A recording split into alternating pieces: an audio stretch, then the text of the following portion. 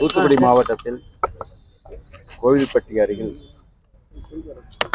இடைச்சேவல் என்கிற கிராமத்திலே பிறந்து அனைவருடைய கவனத்தையும் ஈர்த்தவர். சமூகத்தின் மீது அக்கறை கொண்டவராக ஏறத்தாழ 100க்கும் மேற்பட்ட படைப்புகளை உருவாக்கி ஒரு சிறந்த சமூகவாதியாக ஒரு அற்புதமான ஒரு மனிதராக வாழ்ந்து மறைந்த கீரா அவருடைய பெருமையை போற்றுகின்ற வகையில் கோவில்பட்டியில் திருவுருவ சிலையுடன் கூடிய இன்றைக்கு ஒரு அரங்கமாக அமைக்கப்பட்டு இன்றைக்கு இருக்கக்கூடிய இந்த வட்டாரத்தில் இருக்கக்கூடியவர்கள் வெளியூர்லேருந்து வரக்கூடியவர்களெல்லாம் அவருடைய வாழ்க்கை வரலாறை தெரிந்து கொள்ளக்கூடிய வகையில் அவர்கள் படைத்த சில நூல்களும் இங்கே வைக்கப்பட்டிருக்கின்றது.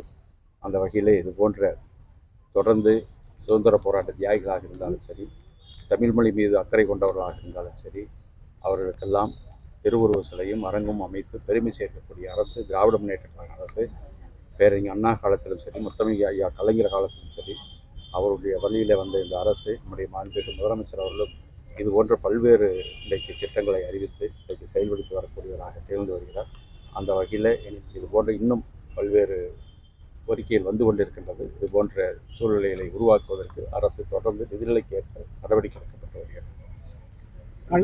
நிரந்தர பணியாளர்கள் வந்து வாவுசி இதுல உள்ளவர் இங்க பார்த்தாரு. இப்படி ஒவ்வொரு இதுல பல இடங்கள்ல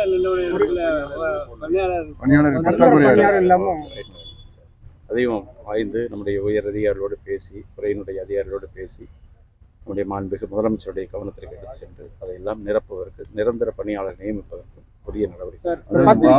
இதுங்க பாரதியார் நினைவு நாள் வந்து 11/12 பல்வேறு சந்தேகத்துல ஏதாவது இருக்காது. வழக்கமாக 11ஆம் நாள் எழுதி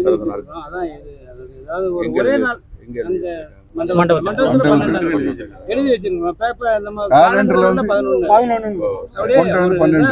ஒரே நாளா ஒரு நாள் கண்டிப்பா அதை பத்தி அதான் சார். மாவட்ட நிர்வாகிகளுக்கு மட்டும் ஓவியம் மற்றும் இடஒதுக்கீடு வந்து மாவட்ட நிர்வாகிகளுக்கே இருக்கு. தாலுகா நிர்வாகிகளுக்கு இன்னும் வந்து அந்த நடைமுறைப்படுத்தவே வரல.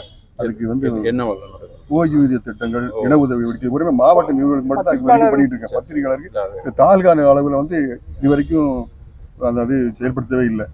நானும் துறையினுடைய செயலாளர், துறையினுடைய இயக்குனர் போன்ற உயர் அதிகாரிகளும் மற்றும் கூடுதல் இயக்குநர்கள் தான் அமர்ந்து அதை பற்றி பேசிக்கொண்டிருக்கிறோம். உரிய நேரத்தில் அதுக்கான அறிவிப்புகளை மாண்புமிகு முதலமைச்சர் அவர்களுடைய கவனத்துக்கு எடுத்து சென்று அதுக்குரிய முடிவுகள் நிச்சயமாக. கடந்த காலந்து விளம்பரங்கள் பேனர்கள் வைக்கணும் உயிர் பலியில் இருக்குது. ஆனால் தற்போது இப்போ தமிழகத்தில் முழுவதும் விளம்பர பேனர்கள் அதிகமாக வைக்கப்படுது. கட்டுப்படுத்த ஏற்கனவே நீதிமன்றம் உத்தரவு இருக்கு. ஆனால் நடைமுறைப்படுத்த முடியாமல் இருக்கு.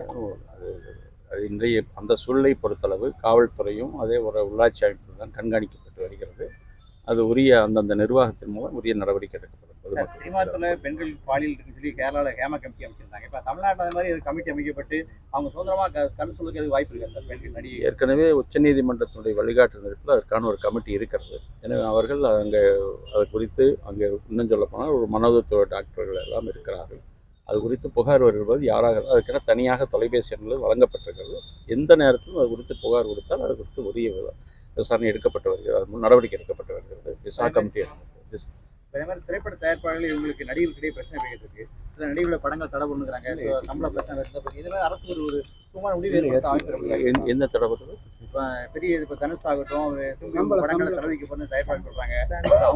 எந்த தடையும் இல்லை. இப்போ சமீபத்தில் கூட நடிகர் விஜய் அவர்கள் நடித்த படத்துக்கு அனுமதி கேட்டார்கள். 2 நாள் கேட்டார்கள். ஒரு நாள் முறையாக அதுக்கான சிறப்பான காட்சிகள் அங்கே ஏற்படுத்துவதற்கு அங்கே அனுமதி வழங்கப்பட்டது. கலைஞர் பேனா வைப்பதற்கு பசுமை தீர்ப்பாயம் ஒரு அறிக்கை கொடுத்திருக்கு. என்ன சொல்லி? அதாவது கலைஞருடைய பேனா வைப்பதற்கு தமிழக அரசு ஆய்வு பண்ண கொடுத்திருக்கு, இது முறையற்றது அப்படின்னு சொல்லி நீதிமன்றம் வந்து பசுமை தீர்ப்பாயம் வந்து அறிக்கை கொடுத்தாங்க. நம்ம விதிமுறையை வைத்து நாம் கேட்கிறோம். அவர்கள் அது குறித்து அனுமதிப்பதும் அனுமதிப்பதும் அதனுடைய அந்தந்த சம்பந்தப்பட்ட நீதிமன்றமாக இருந்தாலும் சரி, பசுமை தீர்ப்பாயமாக இருந்தாலும் சரி, அது அவருடைய முடிவு இறுதியாக உச்சநீதிமன்றத்தினுடைய முடிவு என்று இருக்கிறது. எனவே சட்ட ரீதியாக இதுவாக இருந்தாலும் அவர் அணுகலாம். அது குறித்து எந்த விதிமுறையும் மீறுவதற்கான வாய்ப்புகளை நம்முடைய மாண்புமிகு முதலமைச்சர் அவர்கள் எடுக்க மாட்டார்கள்.